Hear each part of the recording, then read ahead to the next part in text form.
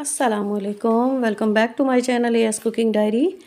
तो नाजरीन, आज मैं बना रही हूँ करेले बहुत ही सिंपल और इजी तरीके से। तो सबसे पहले मैंने करेले काट लिए, फिर उनमें नमक ऐड किया। बिस्मिल्लाहिर्रहमानिर्रहीम।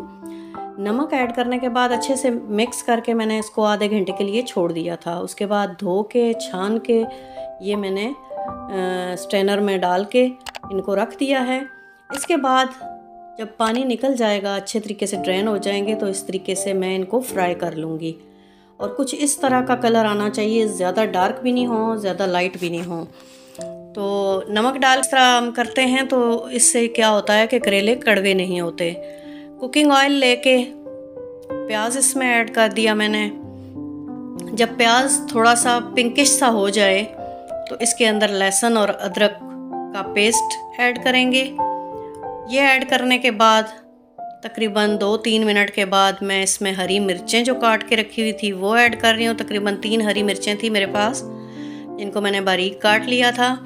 ये ऐड करने के बाद फिर टमाटर, 4 अदद टमाटर मैंने चॉप कर लिए थे बारीक, इनको डालूँगी। फिर अच्छे तरीके से जो है वो चम्मच चलाते हुए बाकी इंग्रेडिएंट्स, खुश्क धनिया, हल्दी पाउडर, नमक 1 टीस्पून। इसके बाद मैं इसमें ऐड करने जा रही हूँ गरम मसाला 1 टीस्पून। ये सारी चीज़ें ऐड करने के बाद अच्छे से मिक्स करूँगी और मसाले को भून लूँगी थोड़ा सा पानी का छींटा दे के।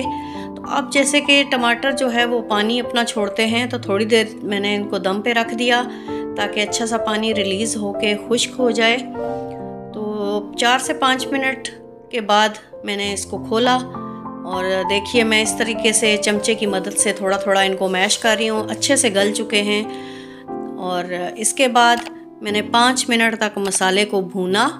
जब ऑयल सामने आ गया, नज़र आने लगा, तो करेले डाल दिए। फिर करेलों को अच्छे से भूना और तकरीबन 3 से 4 मिनट के बाद मैं इसके अंदर मेथी ऐड कर रही हूँ। अब हमारे करेले की जो हांडी है वो बन के तैयार हो चुकी है। हरा धनिया स्प्रिंकल किया। अब मैं डिश आउट करके आपको दिखाऊंगी, बल्कि मैंने आज सोचा क्यों ना हम कढ़ाई में ही आपको फाइनल लुक दिखा दें। तो देखिए कितने ज़बरदस्त तैयार हुए हैं। तो प्लीज़ लाइक, शेयर और सब्सक्राइब करना मत भूलिएगा। मुझे दीजिए इजाज़त। अल्लाह हाफ़िज़।